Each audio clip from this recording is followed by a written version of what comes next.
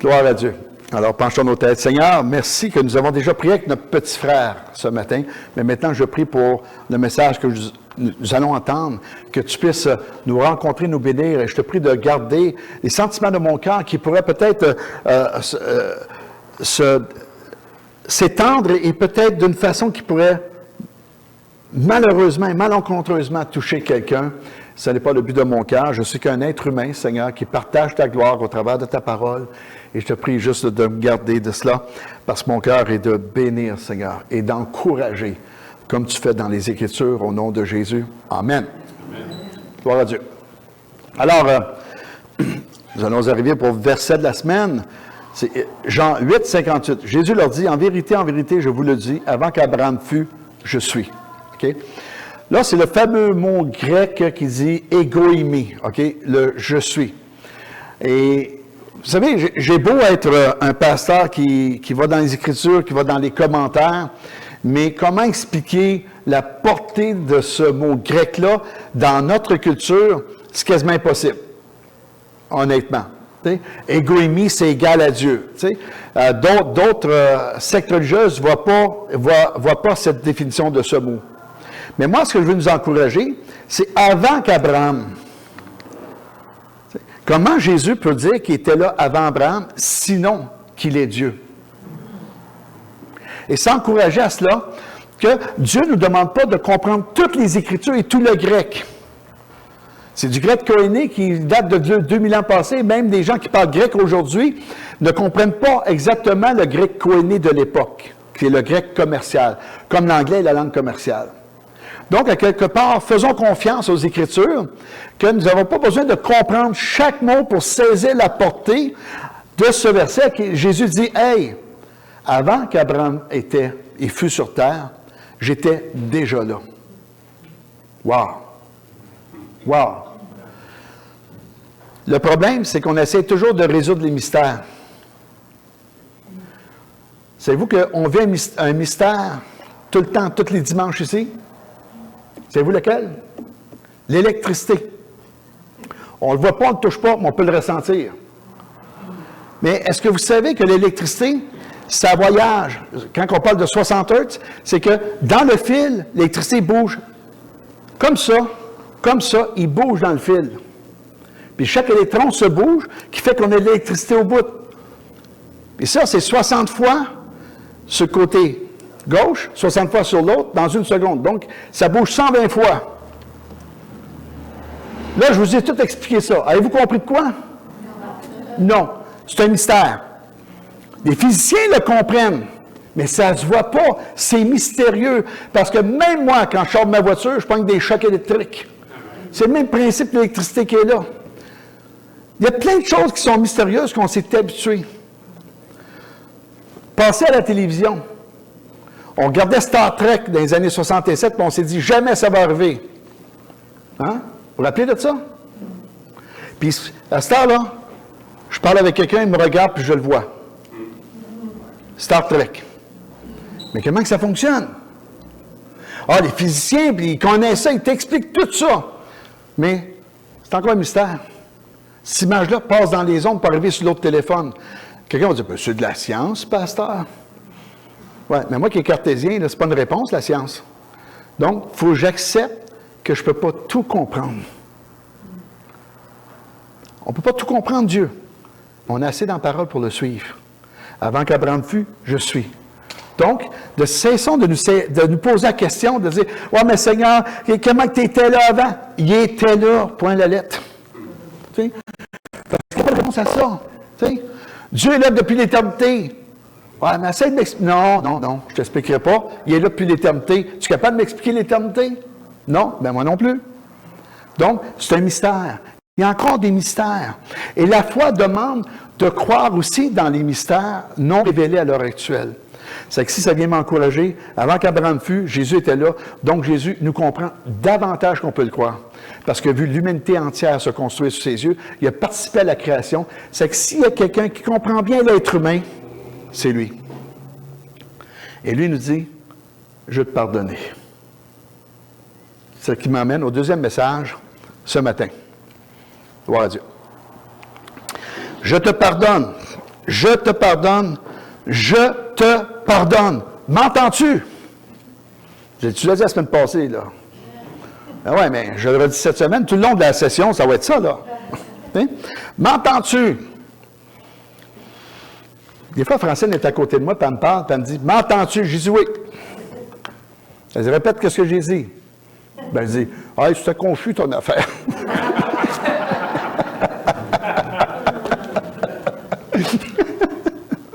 Ah, ben. Je vous dis, Francine, là, c'est une femme forte, une femme de l'Évangile.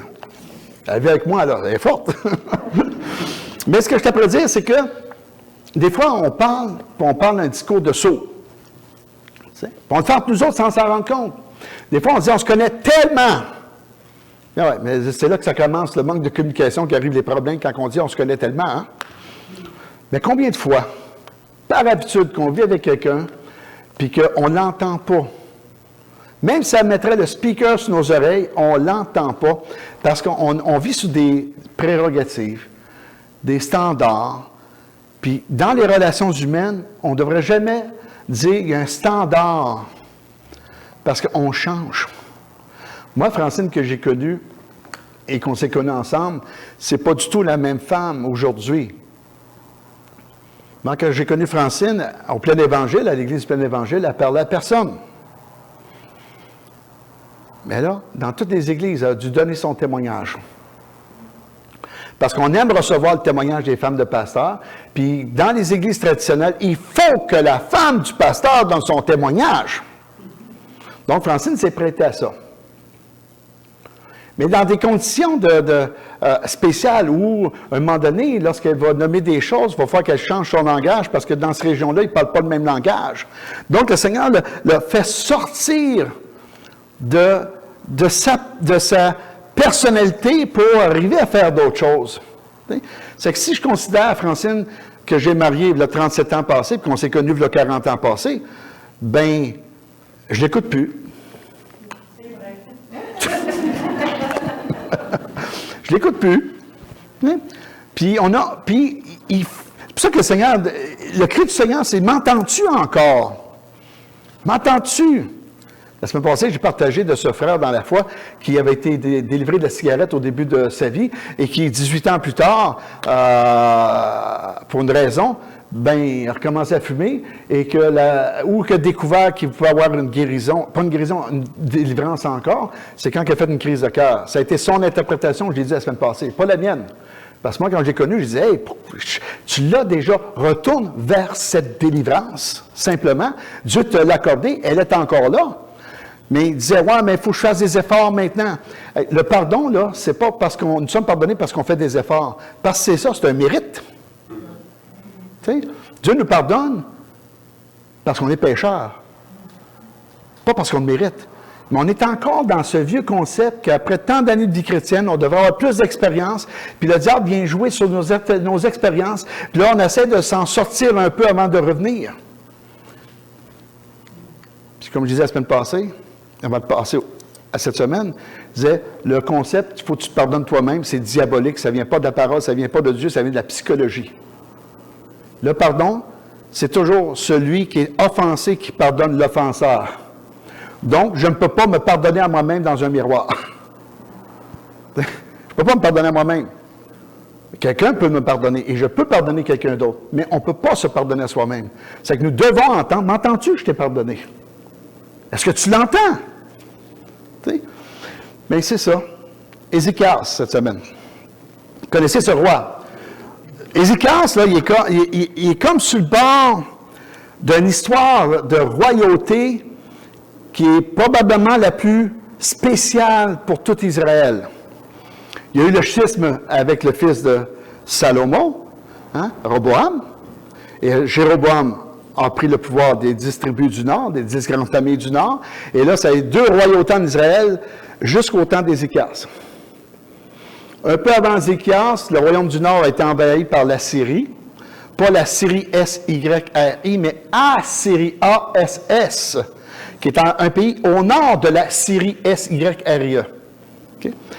Et là, on se ramasse avec un roi qui marche avec le cœur de Dieu, mais qui va vivre une situation dans sa vie ou que Dieu va lui pardonner. Et comment ça se fait qu'un roi qui marche avec le cœur de Dieu, comme David, a besoin de pardon? Mais parce qu'il est pécheur, il est humain.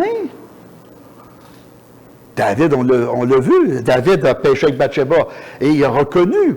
Mais si l'histoire ne nous dit pas de quelle raison, mais il nous compte le fait biblique, on va le lire, puis après on va essayer de discuter un peu à propos de ça. Mais sans essayer d'inventer des choses, mais juste en essayant de comprendre ce grand pardon qu'il a vécu. Amen? Gloire à Dieu. 2 Rois, chapitre 20, verset 11. En ce temps-là, Ézéchias fut malade à la mort. Ça part mal. Il va mourir. Le prophète Isaïe, fils d'Amoth, vint auprès de lui et lui dit, « Ainsi parle l'Éternel, donne tes ordres à ta maison, car tu vas mourir et tu ne vivras plus. » Ça, c'est encourageant, ça. Oui? Mais si ça aurait été Alzheimer, ça aurait été mieux. Excusez, c'est une joke que je n'aurais pas dû faire. Il y a quelqu'un qui est touché de ça, là, je lui demande pardon. Parce qu'on fait souvent ça pour comprendre que quand tu apprends une nouvelle puis que tu as 2 mauvaises nouvelles, il y en a une qui est toujours meilleure que l'autre. Bon, on arrête là. Parce que si je ne veux pas troubler, je demande pardon. Ça va vite, là, matin encore, comme d'habitude. Alors, ainsi parle, tu vas mourir. Donc, il y apprend, puis ici, là, c'est un décret, là, tu meurs.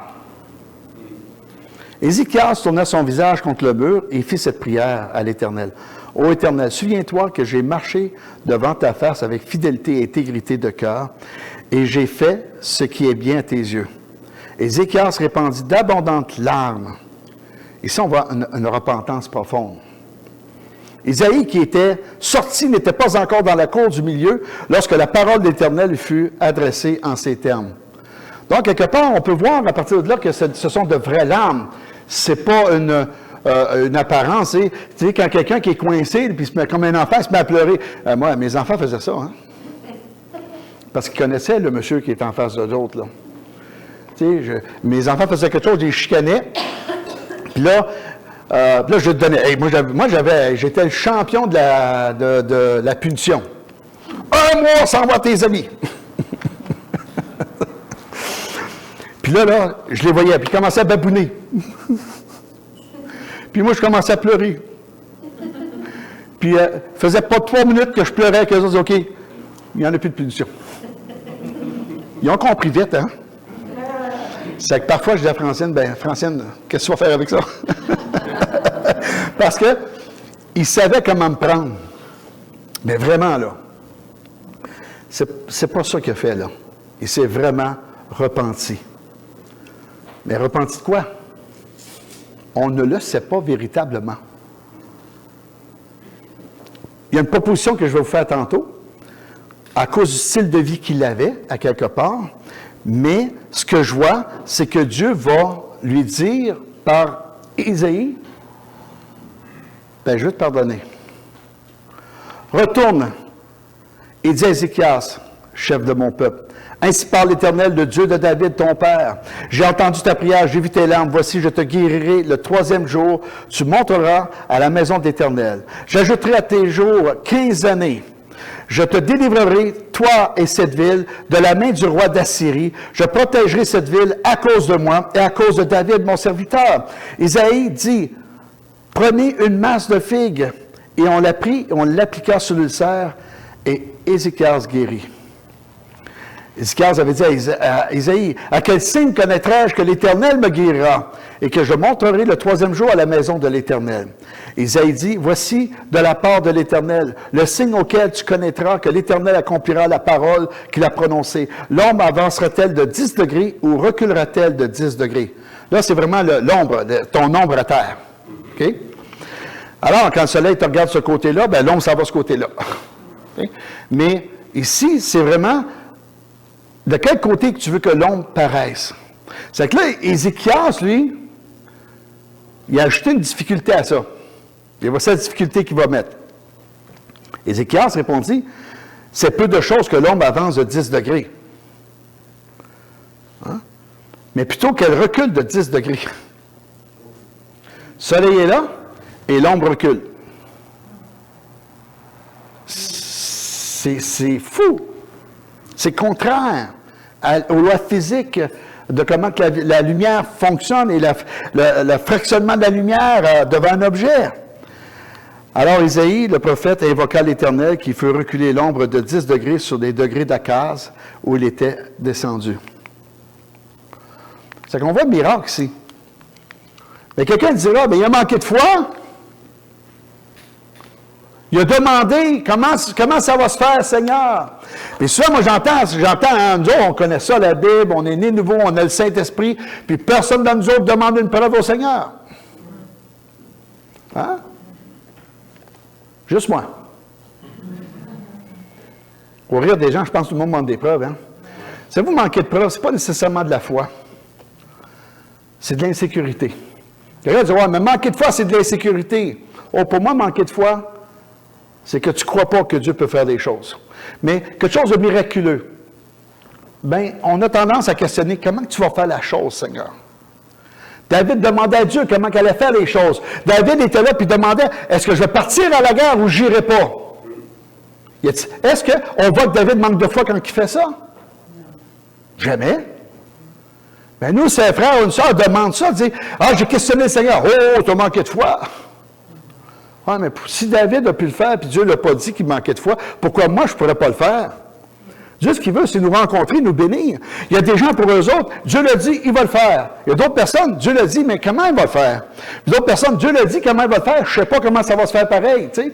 Pourquoi? Parce qu'on n'est pas tous faits sur le même modèle. On est tous humains, cette nature, mais nous avons des expériences de vie différentes et on a des inquiétudes différentes. On a des gens plus anxieux, moins anxieux, des cartésiens qu'eux autres, qui ont besoin des réponses vraiment marquées mathématiquement. D'autres, pour eux autres, c'est Dieu l'a dit, il va le faire. Puis, tu sais, mais c'est la même foi, c'est celle que Dieu qui veut que l'on ait, que Dieu veut nous rencontrer avec notre personne. C'est pour ça qu'il dit, hey, je te pardonne, m'entends-tu? Pourquoi? Parce que quelque part, on va s'arrêter puis questionner le Seigneur un jour ou l'autre sur ce qui se passe dans nos vies. Et parfois, celui qui est cartésien, il arrive une situation, puis il va dire, c'est tellement évident que Dieu peut le faire, je ne me pose pas la question. Puis tantôt, il questionne le Seigneur. Arrêtons de nous dire qu'on manque de foi lorsqu'on questionne le Seigneur. Les disciples ont questionné le Seigneur. Hein? Thomas a demandé, c'est quoi le chemin? Le Seigneur n'a pas dit, hey, tu pêches, tu manques de confiance, fais-moi confiance plus que ça. Mais non. Par contre, Philippe, dans Jean 14, c'est le même Jean 14, Philippe a dit, montre-nous le Père. Et là, Jésus, là, le reprend, lui. Il dit, hein, tu n'as pas compris. Le Père est en moi, je suis dans le Père. Depuis que tu me suis, tu ne t'es pas rendu compte de ça. C'est que là, comment c'est ça qu'il va dire au cartésien, Thomas, c'est un cartésien, il va dire à Thomas, je suis le chemin, la vérité et la vie. À la question, il dit, montre-nous le chemin. Puis il lui répond avec une simplicité incroyable, sans lui faire sentir qu'il manque de foi. Puis il va dire à Philippe, comment c'est que tu n'as pas compris? Bien, je crois que Philippe, c'était un homme qui était sensible à plusieurs affaires qui l'entouraient. Et là, comment ça qu'il n'est pas sensible à voir le Père dans Jésus? C'est deux personnes différentes, dont un, il donne la réponse, puis c'est comme une bénédiction, puis l'autre, il est après de dire, hey! Là, je vous dis, ce n'est pas un commentaire biblique, là, c'est René Bouchard qui le dit. Mais Philippe, là, on sait que c'est un homme sensible dans la parole. Puis Jésus est après de dire, comment ça que la sensibilité que tu n'as pas vu encore le Père? Donc, il ramène, pas en lui disant tu manques de foi, mais il le ramène en disant, regarde, le Père est en moi. Et observe tout ce qui s'est passé. Parce que si le Père n'était pas avec moi, mais je n'aurais pas pu faire tout ça. Donc, moi, j'aime le Seigneur, parce que le Seigneur, il n'est pas là pour nous dire, comment ça se fait que tu n'as pas compris? Rendu après tant d'années de vie chrétienne, tu n'as pas compris encore, tasse-toi sur le bord. Il va prendre quelqu'un d'autre. Si vous savez, comme pasteur, on laisse entendre qu'on connaît vraiment les choses du Seigneur devant nous autres, je vais vous avouer quelque chose. La seule affaire que je sais qui est devant moi, savez-vous c'est qui? C'est vous autres. Mais que je sorte ici, je ne sais pas ce qui va se passer dans ma vie. On a un plan cet après-midi de faire quelque chose, Francine et moi. Est-ce que ça va s'accomplir comme on a décidé? Je ne sais pas. C'est que si vous me demandez c'est quoi l'avenir de l'Église Bonne Nouvelle, je vais dire, ça c'est entre les mains de Dieu. Mais Dieu a un plan pour son Église. Maintenant, il révèle pas à pas. Parce que si Dieu révèle le plan au complet, bien, savez-vous quoi? Ça nous ferait peut-être plus peur que du bien. Ma fille va avoir un enfant. T'sais? On ne lui a pas révélé tout ce qui allait se passer dans les premières semaines. Pourquoi? Parce que je ne veux pas la décourager avant que le bébé arrive. Elle parle avec ses amis, elle en a assez. La seule affaire qu'on a dit à Claudia, cette semaine, on a dit, nous, on va être là, mais pas pour te montrer comment élever les enfants, parce que je veux vous élever dans une culture X. Là, je ne parle pas des X, des Y. Là. C'est quoi la culture de mes enfants? Ils ont 30 ans. Génération? Des milléniaux. Bon, moi, je les ai élevés dans les milléniaux, là. OK? Donc, avec des affaires électroniques que je n'ai jamais connues. Là, Claudia va élever ses enfants dans quelque chose que je ne sais même pas de quoi, que les facilités qu'ils vont avoir, mais qui arrivent à 5, 6 puis 10 ans, là. C'est que moi, je demande que le Seigneur donne de la sagesse à Claudia et à Philippe d'élever 7 enfants, mais on a dit à Claudia et Francine, on va toujours être là. Mais demande-moi pas de comprendre. Mais parfois, on va donner des réponses par rapport à ce qu'on a vécu, puis peut-être tu vas dire, oh, papa, il est dépassé par la vie, pas à peu près, là. Puis tu auras raison. Mais il faut que tu saches que je suis là. Mais moi, ce que j'aime, le Seigneur, lui, il n'est jamais dépassé par la vie. Donc, quand il nous appelle comme ça, juste après une brassée, il dit, « Hey, tu te rends-tu compte que je veux te pardonner encore? Tu te rends-tu compte que tu es déjà pardonné? Hey! » Puis là, il arrive un moment donné, il dit, « Quand est-ce que tu vas entendre? » Parce qu'on est là, « Mais Seigneur, mais Seigneur, mais Seigneur! » Mais cessons de croire que demander un signe, c'est manquer de foi. Parce que plein d'hommes de Dieu et de femmes de Dieu dans l'Ancien Testament ont demandé des signes. T'sais? On parle d'Abraham, le père de la foi. On parle de Sarah. Hein? Qu'est-ce qu'on fait avec Sarah? T'sais, elle a ri. Elle ne croyait pas qu'elle pouvait tomber enceinte. Puis elle tombe enceinte, puis on parle comme de quoi qu'elle avait de la foi dans le Nouveau Testament. C'est curieux comment on déforme sur la vie des gens quel genre de foi qu'il y a par rapport à notre expérience. Ça, je parlais de ça la semaine passée. Ayons le cœur de Dieu, puis voyons la foi chez les gens, même s'ils ont des doutes. Un doute, c'est recherche de vérité. Mais le Seigneur, ce qu'il veut dire à chacun d'entre nous, c'est « Hey, entends que ça ne dépend pas de toi. Je vois tes efforts, mais mon pardon ne dépend pas de toi.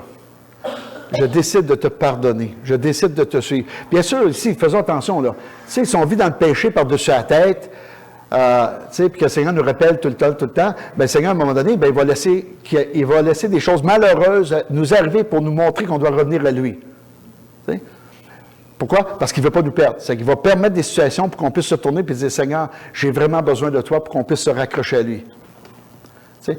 Dans le Nouveau Testament, il dira, bien, Dieu châtie celui qu'il aime.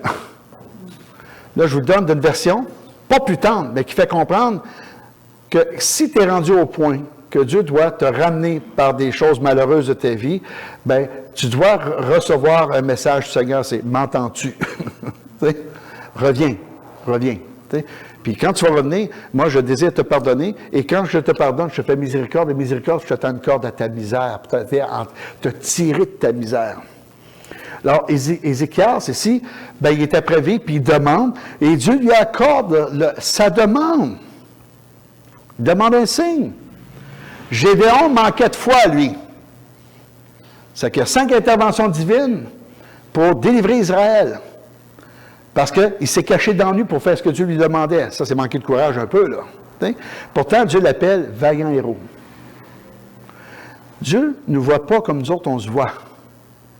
Puis Ézéchias, ici, je le vois comme un homme sincère, honnête, qui apprend qu'il n'est pas mourir, puis il dit, Seigneur, dans ma vie, là, je me suis placé devant toi au faire le meilleur de ma vie pour te suivre.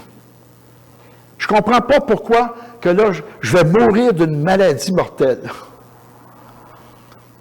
Vous savez que Élisée, il y a un verset de la Bible qui dit, Élisée, il est mort de la maladie dont il était atteint. C'est écrit noir sur blanc, là. On ne sait pas la maladie. Fait qu'il dit, tu sais, pas besoin de savoir tout le temps, là. Ce qui est important ici, dans cet homme, c'est qu'il faut voir que Dieu est après lui dire, hey, je change le plan. Je vais prendre soin de toi, je te donne 15 ans de vie. Extraordinaire. Ici, on a un homme qui fait la volonté de Dieu, et qui va mourir. Et les tenants, là, la prédication qui dit que la maladie est toujours à cause d'un péché, ben, nommez-moi le péché qui est là. Aucune place dans les textes, quand tu lis sur Ézéchias, qu'il y a le résultat d'une maladie mortelle qui va mourir, c'est parce qu'il a péché. Ça devrait nous ouvrir le cœur, les yeux, qu'il y a des gens qui vont vivre des souffrances, puis que la réponse n'est pas à cause de leur péché, mais tout simplement à cause de la nature humaine, nous allons tous mourir un jour. Mais on veut tellement trouver un coupable, puis là on va dire, ben écoute mon frère, ma soeur, c'est parce que tu as péché. Parce que si tu n'aurais pas péché, tu ne serais pas malade. Et dans la parole, il y a des péchés qui viennent il y a des maladies qui viennent par le péché, mais il y a des maladies qui viennent tout simplement parce que ce sont des virus, ce sont des choses qui sont là, que tu sois chrétien ou pas, tu peux en être atteint. Alors, qu'est-ce qu'on fait avec ça, là? C'est pour ça que Jésus va dire, celui que la tour de Siloé est tombée sur lui, était-il plus pécheur que les autres parce que la tour est tombée sur lui? Il ne dit pas du tout. Donc, il faut enlever ce concept que quand quelqu'un est malade, c'est à cause qu'il y a un péché caché à quelque part. Puis à part de ça, on n'est pas juge du cœur des gens. Hein? On doit être des supporters des frères et des sœurs qui sont malades. Les encourager à la foi. Et ça, c'est le même aide qui est après recevoir du Seigneur ici, cet homme. Amen? Tu as des éclairs dans les yeux matin? Ouais? Non, j'ai vu ça cette semaine. Jessie avait des éclairs dans les yeux, tu as le même éclair. Wow! Non. Je ne sais pas, me regarde avec des éclairs. Wow! Quel est le péché d'Ézéchias qui aurait causé sa mort si le pardon ne lui était pas offert? Les commentaires bibliques disent l'orgueil. Mais quel orgueil? Parce que le commentaire biblique va emmener l'autre texte après. Okay? Mais rappelons-nous qu'il a été guéri avant. Ça, c'est la suite de l'histoire. C'est que je vous mets l'orgueil parce qu'on entend souvent dire que c'est l'orgueil, puis je mets le texte sur lequel on va fonder que c'est l'orgueil. 2 Rois, chapitre 20, versets 12 et 13. Rappelons-nous que c'est avant ça qu'il a été guéri, que Dieu lui donne 15 ans de vie de plus. Dans 2 Rois, chapitre 20, versets 12 à 13. Ensuite, Barodak Baladam. Wow, moi, faudrait appeler Claudia et dire, c'est un garçon, appelle-le de même. C'est sûr qu'ils ont un nom que personne d'autre sur la terre va avoir. Fils de Baladam, roi de Babylone, envoya une lettre et un présent à Ézéchias, car il avait appris la maladie d'Ézéchias. Ézéchias donna audience aux envoyés et leur donna le lieu où il était ces choses de prix, l'argent, l'or, les aromates, l'huile précieuse, son arsenal et tout ce qu'il se trouvait dans le trésor. Il n'y eut rien qu'Ézéchias ne leur fit voir dans sa maison et dans tous ses domaines. C'est que ça, c'est la réponse que les commentaires bibliques vont donner. Je ne suis pas prêt à mépriser les commentaires bibliques. Mais quand je lis, je dis comment ça se fait que ça vient après la guérison? Après la promesse de guérison. C'est que j'ai la misère à avoir l'orgueil. Parce qu'en sortant, vous pouvez aller voir, puis des commentaires vont dire, bien, c'est l'orgueil, puis ils citent ce texte-là. Mais comment ça fait que c'est pas l'inverse? Pourquoi que la parole de Dieu, est-ce qu'on croit que Dieu a inspiré par le Saint-Esprit les mots et les phrases et comment ils sont écrits dans la Bible? On croit dans ça? Bien, c'est ça la Bible. Et ici, ça arrive après. Je crois que cet ordre est important dans l'histoire. Pour nous comprendre à quelque part que Ézéchias n'est pas malade à cause d'un péché, mais qui est malade parce qu'il est en bout de vie. Okay? Et là, il pleure, il crie, il demande grâce à Dieu, et Dieu lui fait grâce. Est-ce que Dieu fait grâce à chacun des frères et des sœurs qui vont crier dans leur vie de cette façon? Non, mais Dieu va dire, m'entends-tu quand même? Parce que je vais t'emmener de l'autre bord, le chant qu'on a chanté. Et parfois, vous savez, on a un frère dans la foi qui autrefois, Harold Reeds. Harold Reeds, il se trouvait être le secrétaire, assistant et secrétaire du district de l'Est de l'Ontario du Québec des Assemblées Pentecôte du Canada. Bon. Et Harold, c'est un homme, là, écoute, je suis petit à côté de lui. Il est large de même, il est grand de même. Mais lui, il n'est pas à niveau, il n'est pas à belot au centre, là. Okay? Alors, c'est qu'il n'y a pas de bedaine. Mais ce qui arrive, c'est que Harold, toute sa vie, il vient d'une famille de 3 générations de pasteurs qui n'ont jamais fumé de leur vie. Et là, il arrive à bout de chemin de sa vie, il a un cancer des poumons. Première réflexion qu'il y a eu sur plusieurs personnes, ben, le Seigneur est après lui montrer qu'il y a un péché caché, c'est pour ça que ça. Là, il demande des prières. Là, la guérison n'est pas là. Là, les gens disent parce qu'il manque de foi, c'est pour ça qu'il n'est pas guéri. Jusqu'au moment qu'il a écrit une lettre, puis il écrit une lettre de 2 pages. Et il demande que ça soit envoyé à tous les ouvriers au Canada. Puis il va s'exprimer ici. Il va dire, ça fait 3 générations, nous autres, qu'on n'a jamais fumé dans notre famille. Personne n'a pris d'alcool. Personne n'a un cancer de poumon comme que j'ai. Je suis le premier de la famille. Et j'ai consacré ma vie à servir le Seigneur. J'ai prié, j'ai vu des gens guéris sur la prière que je faisais. J'ai vu des gens guéris, même sans imposition des mains, durant un culte de louange. J'ai vu Dieu agir. Donc, il dit, je ne manque pas de foi dans la guérison. Croyez pas que je manque de foi. J'ai beau chercher dans mon cœur, je n'ai pas de péché caché devant Dieu, parce que tous les soirs, je me couche, puis je dis au Seigneur, garde, pardonne mes péchés, même ceux que je n'aurais pas eu compte que j'ai commis dans la journée. La prière de David. Puis il va finir, puis dire, vous savez, frères et sœurs, il dit, la plus grande guérison divine, n'est-ce pas d'aller rejoindre le Seigneur un jour quand même? Je dis ça, moi, puis je pleure. Parce que, dans la même semaine, avant de recevoir, je dis à Francine, j'ai dit, quelqu'un qui est en bout de chemin, là, tu sais, comme Paul va dire, j'aimerais être à Saint-Instant, être auprès du Seigneur, mais à cause de vous, je vais rester avec vous, mais quand quelqu'un est en bout de chemin, mon rôle de pasteur, c'est pas de lui dire, si t'es pas guéri, tu manques de foi. Puis Harold Reed, il a confirmé ce que je découvrais, puis je partageais à Francine, que comme pasteur, je suis un accompagnateur et je prie pour la guérison. Mais s'il n'y a pas de guérison, j'accompagne. Puis la personne, mon rôle, c'est de préparer la personne à entendre. Et le Seigneur est après dire, entends-tu, je t'apprête à t'appeler à la maison. Parce que tu es pardonné. Toute une expérience que j'ai eue, parce que tous ceux que j'ai dû aller après ça accompagner à l'hôpital, il y en a juste un qui était guéri. Par 3 fois, la dernière fois, il a été le rejoindre le Seigneur. Mais j'avais plus cette approche de la personne, puis lui dire, ben là, tu sais, je vais te réexpliquer comment marche la guérison divine et tout ça. Mais je suis arrivé, puis j'ai dit, garde mon frère. Es-tu prêt à revoir le Seigneur? Oui. On va chanter ensemble. On va célébrer. Et Gino est mort durant la nuit. Tu sais? J'en ai pleuré. Il y a d'autres personnes que j'ai vécues. Et ce que je vois, c'est toute cette appellation que c'est pas un rapport au péché que quelqu'un peut avoir une maladie, mais c'est un rapport que nous sommes terrestres et nous sommes adamiques et nous sommes de nature pécheresse, nous sommes de nature humaine et un jour ou l'autre, on va tous mourir à moins que le Seigneur vienne nous enlever avant et j'espère qu'il va nous enlever avant. Mais il n'en reste pas moins qu'ici, j'ai appris à détecter, m'entends-tu?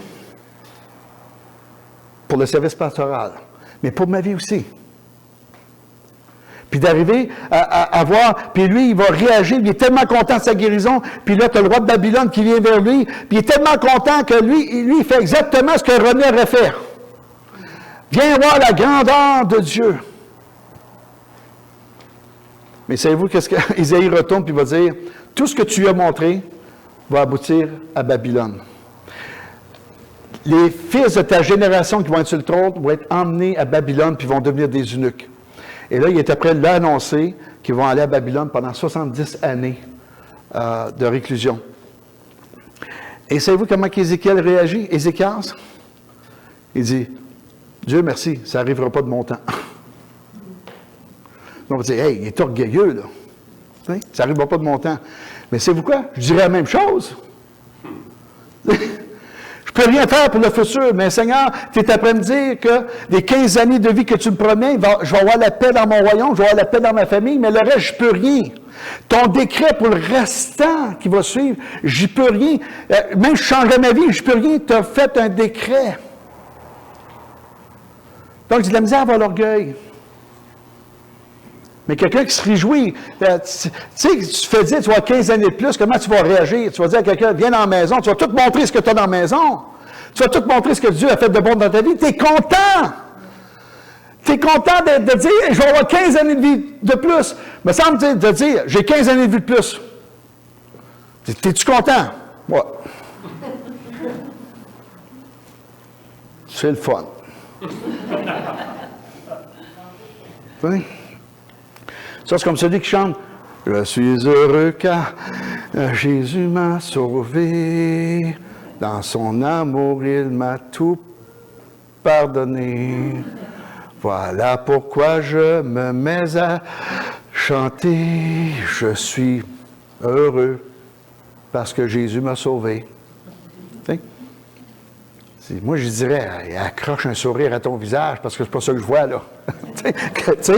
Mais, puis n'importe qui va réagir, puis va être content de démontrer quelle la grâce que Dieu m'a fait.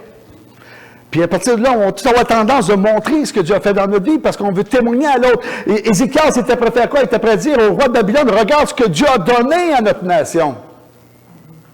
Mais Dieu sait que dans l'avenir, il y a quelqu'un qui va venir dans la famille d'Ézéchias qui va faire que le décret va tomber, puis c'est irréversible. Puis là, il va dire, bien, c'est bien. Parce que c'est pas moi et ma famille là qui va la vivre. Tu sais, des fois, là, on aime tellement trouver une cause à effet de quelque chose dans la vie des hommes de Dieu, puis dans la vie de nos frères et nos sœurs et de nous-mêmes, pour se donner une raison à se battre contre. Quand il n'y a pas de raison des fois à se battre contre, c'est juste de dire, Seigneur, ma vie dépend de toi. J'ai une mauvaise nouvelle à nous annoncer. On va tous vieillir. Oh non! Il y en a un qui n'est pas content. On va tous vieillir. OK? Certains d'entre nous vont mourir à 120 ans, à moins que le Seigneur tarde à venir. Certains d'entre nous vont partir cette année, on ne sait pas. Mais voici cette bonne nouvelle. C'est que Dieu a pardonné et nous sauve. M'entends-tu, dit le Seigneur? M'entends-tu? Je t'ai pardonné. Donc, cessons de marcher avec le dos courbé en disant, parce que j'ai eu une certaine chute dans ma vie, après 20 ans de vie chrétienne, 5 ans, 10 ans, puis de dire, ben là, il faut que je prenne mes forces pour revenir là-dedans, puis dire, Seigneur, regarde, je sais, Seigneur, mais je veux t'honorer en faisant mes efforts pour revenir. Puis le Seigneur fait juste te dire, hey, t'es pardonné. Hey, t'es pardonné. T'es pardonné. M'entends-tu? Parce que quand on entend le Seigneur du pardon, on prend une décision pour changer les choses. Parce qu'on sait qu'il nous aide à prendre la décision, il crée en nous le vouloir et le faire, et il donne le Saint-Esprit pour l'accomplir. Il donne les forces nécessaires pour le faire. C'est que quelque part, le seul effort qu'on a, là, c'est pas de s'en sortir nous-mêmes, c'est d'ouvrir nos oreilles et de dire, Seigneur, parle parce que j'écoute. Je t'écoute maintenant. Annonce-moi des choses. C'est pas fantastique, ce pardon. Parce que nous ne sommes pas pardonnés et abandonnés d'un coin. Je t'ai pardonné, puis après, le Seigneur s'occupe plus de nous, là, puis il s'occupe de ceux qui restent à pardonner, puis on est oubliés. Il est toujours constamment à côté de nous autres. Et j'aime ce verset. Qui ne donne pas raison de pécher, de marcher dans le péché, qui ne donne pas raison de continuer sans rien n'était, qui ne donne pas de raison de dire, ah, ben là, moi, vu que je suis sauvé par grâce, le reste, je m'en fous, parce que je vais au ciel. Parce que le verset nous dit quoi dans 1 Jean, chapitre 1, la fin de 1 Jean, chapitre 1, et le début il dit, du chapitre 2, il va dire, nous avons un avocat auprès du Père, Jésus-Christ, okay, qui est fidèle et juste pour nous pardonner de tous nos péchés. Et si nous avons péché, confessons notre péché à cet avocat. Parce qu'il va nous pardonner encore. Ceci, ça me donne l'espérance de dire, quand je pêche, ben, que je ne suis pas obligé de rester dans ce péché-là, et essayer de m'en sortir par moi-même. Mais le verset me dit, ben, vas-y donc près du Seigneur. Hébreux chapitre 4, versets 15 et 16, et verset 13 jusqu'à 16, qui va dire, Jésus, il est venu dans la nature humaine, il comprend comment on vit, il sait les défis que l'on a, et il paie le prix en raison qu'il connaît qui on est, puis il dit, approche-toi donc du trône de la grâce afin de trouver grâce. Moi, l'expression trouver grâce, parce que j'ai péché. Puis il dit, approche-toi avec assurance. Et non pas, une fois que tu auras compris, tu auras réglé, approche-toi. Mais dès l'instant que tu pêches, n'aie pas peur de moi, Viens, je vais t'aider, je veux te pardonner et je veux que tu m'entendes parce que j'ai des belles choses à t'annoncer encore, des belles choses à te dire pour t'aider à surmonter des choses difficiles, pas seulement que le péché, mais toute la vie qui est devant toi. N'est-ce pas de belle grâce que nous avons? Oui. Mais il y a trop de frères et de sœurs qui, encore aujourd'hui, à cause d'une chute, cherchent à rétablir leur relation avec Dieu avant de revenir avec Dieu. Et ce n'est pas possible. Le fils prodigue, il a compris quelque chose. Quand il a tout dépensé, tout dilapidé, la part d'héritage qu'il avait, quand il était après manger avec des pourceaux, puis il mangeait des caroubes, puisque la nourriture des pourceaux, c'est pas bien bon sous la dent humaine. Puis il est en esclave, il dit, « Ouais, je vais retourner vers mon père, puis je vais lui dire ceci, mais que je vais le voir. Père, pardonne-moi, j'ai péché contre toi, contre le ciel et toi. » C'est que lui s'en va, puis dans son histoire, puis il a tout préparé pour trouver le moyen de s'en sortir. Mais le plus grand moyen qu'il a pris, c'est quoi? C'est qu'il a été retourné vers le Père. Ça, c'est le plus grand moyen qui est accessible. Mais il n'a pas réglé rien. Lui, il veut régler quelque chose avec son Père. Et dans l'histoire, le Père, ce qui est impossible en Orient, au Moyen-Orient, impossible ce qui se passe. Parce que le Père le considère mort. Quand quelqu'un demande sa part d'héritage avant que le Père soit mort, puis qu'il lui donne, il ne fera jamais plus rien pour le restant de ses jours pour son fils. Il le considère mort à vie. Et tout d'un coup, il va revenir. Qu'est-ce qu'il fait? Il se lève et il se met à courir. Impossible dans la culture. Impossible. Il prend, lui, comment il dit, mais père, puis lui, il dit, arrête de jaser. Tu sais, en québécois. Là, il veut tellement, mais le Père a déjà pardonné. Le Père, il va venir, puis il est revenu. Enfin, il va comprendre que je peux l'aider, que je vais le soutenir, puis je vais le supporter. Mais lui, il veut absolument tout dire. C'est René Bouchard. Parce que des fois, je veux dire quelque chose, puis si je ne l'ai pas dit, ça ne fonctionne pas pantoute, là. Que là. Puis des fois, j'étais avec Francine, puis elle a tout compris. Bien, non, Francine, laisse-moi parler. T'as une demi-heure qu'elle a compris. Bien, j'ai 1 heure de choses à dire encore. Des fois, j'arrive au bout, elle dit, j'avais tout compris ça. Mais elle sait maintenant. Il faut que je l'extériorise. Pareil comme le fils prodigue. Le père, il a déjà tout compris. Mais le père, ce qu'il considère, c'est qu'il m'est revenu. Puis il t'a dit, m'entends-tu maintenant? Puis écoute ce que je vais te dire. Je vais te serrer dans mes bras, je vais t'embrasser. Je vais te remettre l'anneau familial, que tout le monde reconnaisse que tu es mon fils. Je vais t'habiller flambant neuf. Le pardon, leur revêtir les vêtements par rapport aux vêtements souillés. C'est toute une image du pardon. Puis il va porter, m'entends-tu? Il va dire, écoute là, à soir, tu vas bien manger. J'ai commandé le repas d'honneur pour toi. Mais le frère qui reste en arrière, lui, il n'est pas content. Il va dire à son père, ça fait tant d'années que je te sers, puis tu ne m'as pas fait ça. Le père lui dit, ben c'est à toi de te réjouir. Je t'ai jamais empêché que tu te réjouisses là.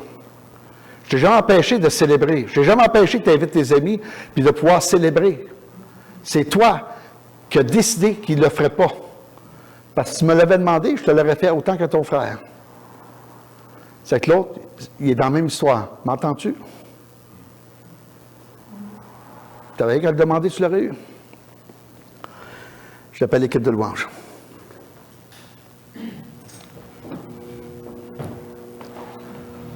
C'est extraordinaire de voir Ézéchias ici. Et si vous me dites, moi, pasteur, moi, je vois de l'orgueil, up to you. On ne s'ostinera pas là-dessus. Pourquoi? Parce que c'est pas clair que c'est par orgueil qu'il est malade, mais que ça semble être une maladie qu'il va en mourir. Mais que Dieu va lui répondre quand il se repent. Puis lui, il a eu la meilleure attitude.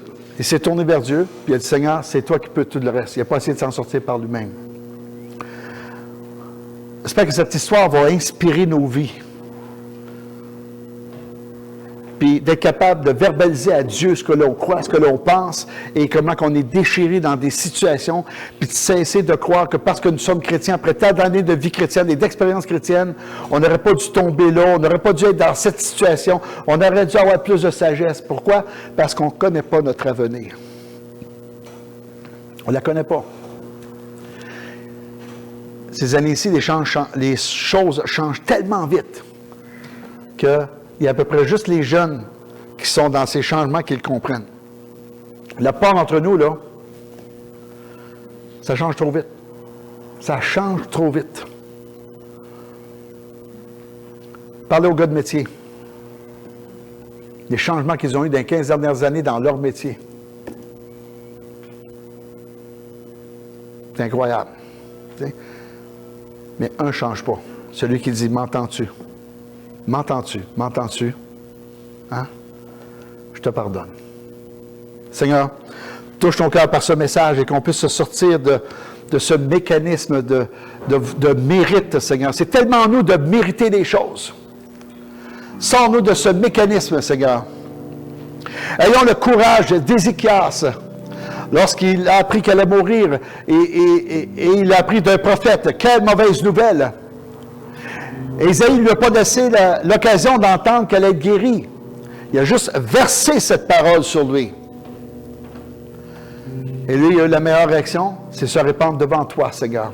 Et tu as touché son âme, tu as touché son cœur, et tu as touché le prophète pour retourner. C'est pas 2 jours après. Il n'est juste à peine de le quitter.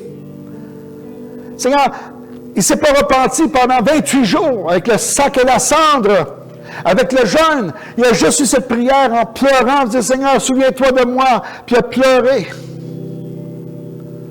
On parle peut-être de 3-4 minutes de prière. Et Seigneur, tu as renvoyé Isaïe pour lui dire la chose. Tellement excité qu'il va tout te présenter. Tellement content. Je ne vois pas quelqu'un d'orgueilleux. Je vois quelqu'un qui, au contraire, va ouvrir son cœur à Dieu et dire, Seigneur, je t'ai été fidèle. Comme David s'exprimait, puis il n'y avait pas d'orgueil dans la prière de David, pourquoi dans cette prière d'Ézéchias, il y aurait de l'orgueil tout d'un coup, Seigneur? Mais la chose qui est sûre, c'est que tu l'as entendu. Tu as donné 15 années de vie plus. Qu'on puisse réaliser dans nos cœurs, Seigneur, cette situation. De ne pas attendre lorsque nous sommes affectés par quelque chose. Et plutôt que chercher dans le bouclier du péché, quel péché j'aurais pu faire qui fait que qui m'arrive ces choses difficiles dans ma vie, de juste laisser ça de côté, se tourner vers toi et te dire, Seigneur, aide-moi. Aide-moi à m'en sortir. Et de pleurer. Et te laisser cette place. Et parle à nos cœurs, Seigneur. Parle à nos vies. Donne-nous cette connaissance qui va permettre qu'on puisse avancer. Que pas seulement que dans l'émotion te sentir, mais que tu vas apporter un soulagement à notre âme, tel l'enfant prodigue qui revient à la maison. Je te prie pour mes frères et mes sœurs qui sont peut-être dans un sentiment et pour nos auditeurs, Seigneur, qui écouteront ce message. Je prie pour vous aussi. Je prie afin qu'on puisse saisir cette grandeur. Et j'aimerais nous dire que Dieu nous voit d'une façon complètement différente qu'on peut se voir les uns les autres à cause de nos limitations. Je crois que ce matin, je suis en parole prophétique et c'est rare que je vais dire ça.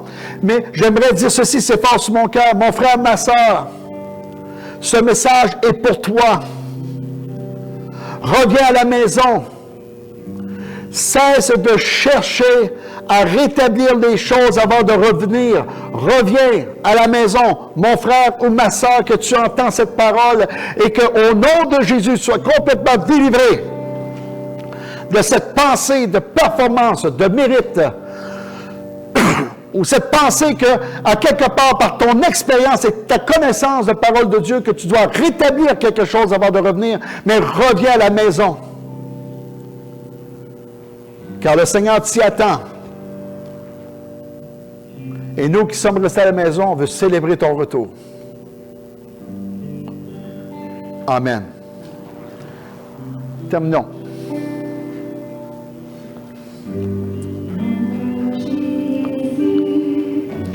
Mon sauveur, personne n'est comme toi. Je veux chanter.